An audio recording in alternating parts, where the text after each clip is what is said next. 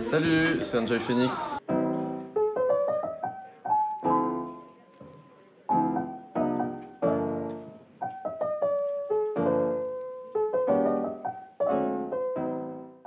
Bonjour à tous, j'espère que vous allez bien. On se retrouve aujourd'hui pour une vidéo où je vais vous parler de mes études de journalisme.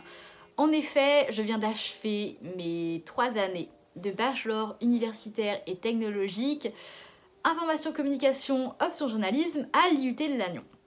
C'est une formation reconnue d'école de journalisme et si je vous en parle aujourd'hui, c'est parce qu'il y a beaucoup d'écoles de journalisme et ça peut être rapidement facile de se perdre entre le privé et le public, si les écoles sont reconnues ou non. D'abord, il faut savoir qu'il existe 2 possibilités. Soit aller en post-bac, donc directement après un baccalauréat, soit faire une école de journalisme en master, donc à bac+3 après une licence par exemple. Il y a les écoles reconnues, donc par la CPNEJ, qui sont au nombre de 14. Parmi ces 14 écoles reconnues, seulement 2 sont en post-bac, l'IUT de Cannes et l'IUT de Lannion, là où je suis. Dans cette vidéo, je vais donc vous parler de la formation de Lannion en particulier. Pour vous donner un peu le plan de cette vidéo, je vais d'abord revenir rapidement sur mon parcours, quel bac j'ai fait, quelles options j'ai choisies, vous parler du concours pour l'école de journalisme, vous présenter le contenu de la formation, vous parler des stages et des alternances, et puis finir en vous donnant mes conseils pour réussir au mieux le concours d'entrée.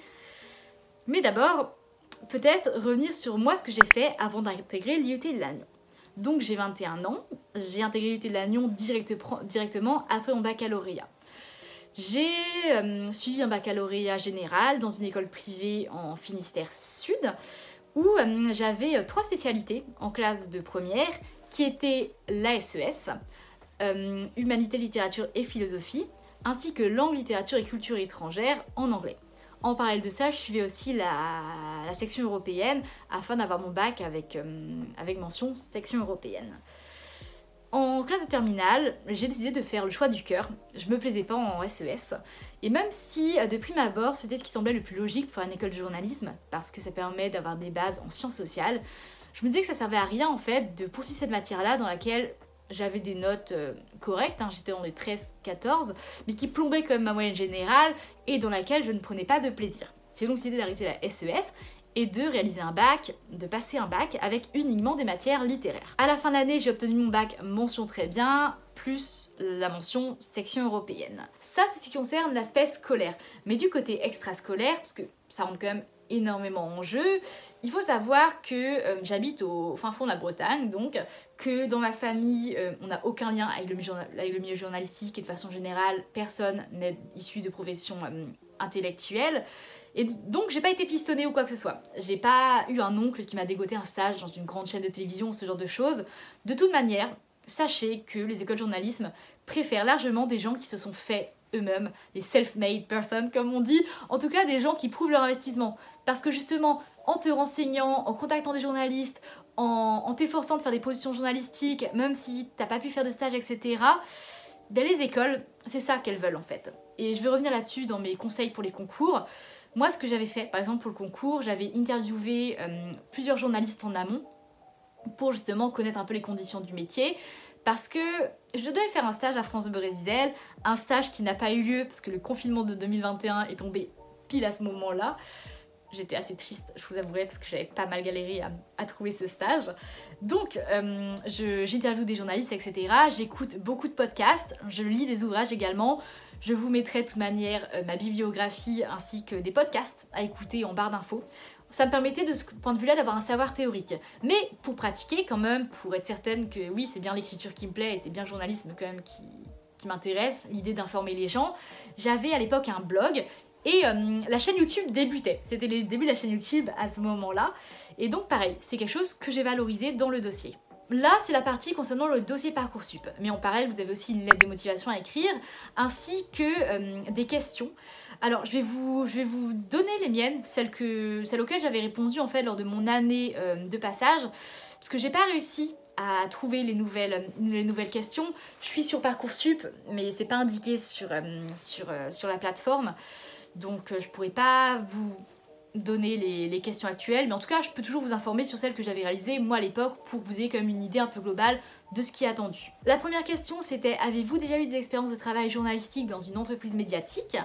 On avait aussi: avez-vous une expérience journalistique amateur, entre parenthèses journal de lycée, fanzine, blog, etc. On a aussi présenté votre pratique des réseaux sociaux en lien avec le journalisme, implications, plateformes, pseudo, etc. Qu'avez-vous appris sur les métiers du journalisme à travers ces rencontres et ces entretiens? Avez-vous lu des ouvrages sur le journalisme et ou sur les médias? Si oui, précisez lesquels. Avez-vous une expérience professionnelle autre que journalistique? Précisez le type d'entreprise et la durée de l'activité et son objet. Présentez votre implication dans des activités extrascolaires, sociales, culturelles, sportives, militantes et voyages. Et enfin, exposez votre projet professionnel en journalisme, type de médias, secteur. Et si, il y a une dernière aussi partie, ajoutez ici tout élément qui peut éclairer votre candidature et que vous souhaiteriez porter à notre connaissance. Alors selon les nouveaux arrivants à l'UT, les questions ont quelque peu évolué, mais en tout cas, c'était celles que j'ai eues lorsque je suis rentrée à l'UT. Pour vous prendre les chiffres de l'an dernier, donc une nouvelle fois qui sont disponibles sur Parcoursup, il y avait 912 vœux formulés. Parmi ces personnes, 70 à 80 personnes étaient convoquées aux oraux pour 29 places disponibles, soit 5% de taux d'accès à la formation. La formation, justement, qu'est-ce qu'elle contient? Qu'est-ce qu'on fait concrètement en études de journalisme? On peut diviser ça en 3 parties.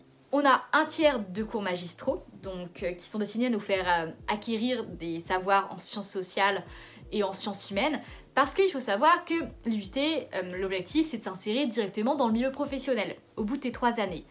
Donc tu vas rentrer dans le métier face à des gens qui ont un niveau master. Autrement dit, le savoir en fait théorique ne serait pas tout à fait le même. C'est pourquoi à l'UT, il y a des cours donc, en sciences sociales, sciences humaines, etc.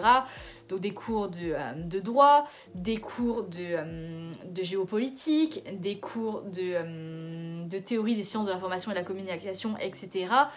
Afin justement de se préparer au terrain en fait et d'avoir quand même ces acquis théoriques qui sont nécessaires. On a un tiers de théorie journalistique, donc un cours sur le photojournalisme par exemple, sur la sécurité du journalisme, comment protéger ses données, etc. lorsqu'on va en terrain de guerre ou lorsqu'on mène des enquêtes assez sensibles. Et enfin, un tiers de cours concrets, des ateliers pour le coup. Je vais en parler un peu plus tard. On a également tout au long de l'année des conférences de journalistes qui viennent présenter leur parcours dans tous les domaines, la culture, le sport, la politique, le journalisme local, etc.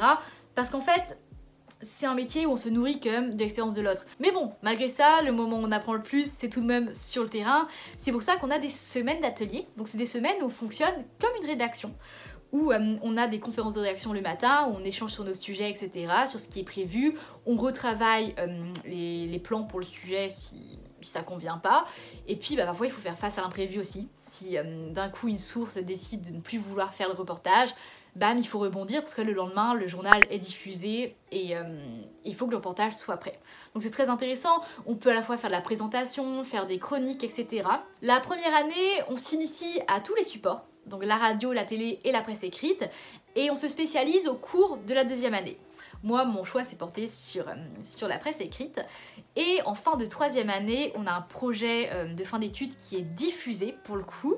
Pour les radios, c'est un podcast qui est diffusé sur plusieurs radios partenaires. Pour les télés, c'est un reportage télévisé, donc un documentaire de 26 minutes qui est diffusé sur TBO, sur TVRN, etc. Et pour nous, les presses écrites, on réalise un magazine qui est distribué un peu partout en Bretagne. Et là, on fait tout de A à Z, c'est-à-dire que, évidemment, on réalise la maquette, etc. Donc le rendu du magazine, on contacte l'imprimerie, etc. On organise la diffusion, on voit où est-ce qu'on va envoyer le magazine. Ça nous permet vraiment en fait, d'apprendre de façon autonome. Je vous le disais, là on apprend le plus, c'est bien entendu lorsque l'on exerce le métier. C'est pourquoi les stages et alternances sont essentiels au cœur de la formation. En première année, on a un stage à réaliser qui est obligatoirement en presse locale. Donc la presse locale, ce sont des médias comme le Télégramme, comme Ouest France, comme la Nouvelle République, comme Charente Libre, etc. Vous pouvez le faire partout où vous voulez. Je sais qu'on est beaucoup à avoir décidé de faire ce stage-là chez nos parents, parce que c'était plus simple et ça permet aussi de travailler dans un journal qu'on connaît bien. En deuxième année, on va dans le média de notre choix, dans notre support de prédilection. Donc moi, j'ai fait un stage en presse écrite à Télérama parce que c'est la presse culturelle qui m'intéresse, mais j'ai des copains qui ont fait des stages à BFM TV, d'autres qui ont fait des stages dans une télévision locale dans les Vosges, quelqu'un d'autre qui a fait un stage à Reporter, un autre qui a fait un stage au service politique de Libération. Bref, on est vraiment libre. Et en 3e année, il y a 3 possibilités. C'est là que ça devient un peu plus compliqué parce qu'il faut choisir. Soit vous partez à l'étranger, donc il y a des partenariats avec le Mexique, avec le Brésil, avec Istanbul également. Vous pouvez aussi faire cette 3e année avec des stages, donc le calendrier varie un peu. Chaque année, le calendrier est remodelé, mais en tout cas, vous faites plusieurs stages au cours de cette année-là. Ou la 3e possibilité, et c'est celle que j'ai choisie, j'ai passé à la partie qui vous intéresse le plus probablement, parce que si vous regardez cette vidéo, c'est sans doute que vous avez candidaté ou que vous allez candidater à l'UT de Lannion, c'est le concours. Mes conseils pour le concours. Selon moi, il y a quelque chose qui est essentiel, c'est que on va vous poser des questions en vous demandant: est-ce que vous avez eu des expériences en journalisme? Est-ce que vous avez un blog? Est-ce que vous avez une chaîne YouTube? Est-ce que vous avez interviewé des journalistes? C'est très sympa de dire que vous l'avez fait, mais en fait, c'est pas ça qui les intéresse. Ce qui les intéresse, c'est votre capacité à analyser cette expérience.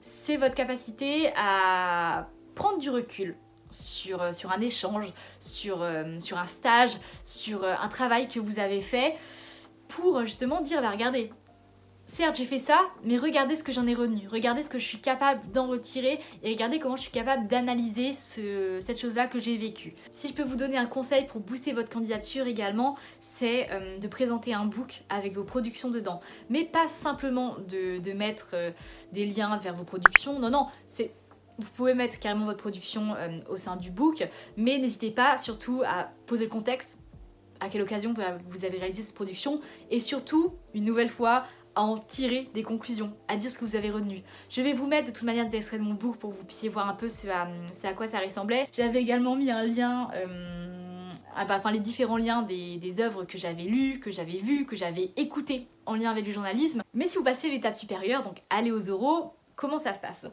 Faut savoir que nous, une fois qu'on est arrivé à l'IUT, on a un peu parlé des oraux, comment s'était passé pour chacun d'entre nous, et on a réalisé que quand même les questions variaient selon les personnes. Il y a des questions qui sont assez récurrentes, notamment l'appartenance des médias. Donc il y a cette fameuse carte qui est très connue, où justement il y a les médias et à quel groupe ils appartiennent, etc. Je vous demande pas d'apprendre par cœur, mais simplement savoir que TF1 c'est privé, France 2 c'est service public, etc. Même chose pour les radios, pour les titres de presse écrite. Et ce qui me semble aussi très important, c'est de vous renseigner sur l'actualité. Alors, pour cela, il y a plusieurs moyens. Lire le journal, évidemment, quotidiennement. Et moi, j'avais poussé l'exercice à son maximum. J'avais même réalisé des fiches Bristol sur une actualité.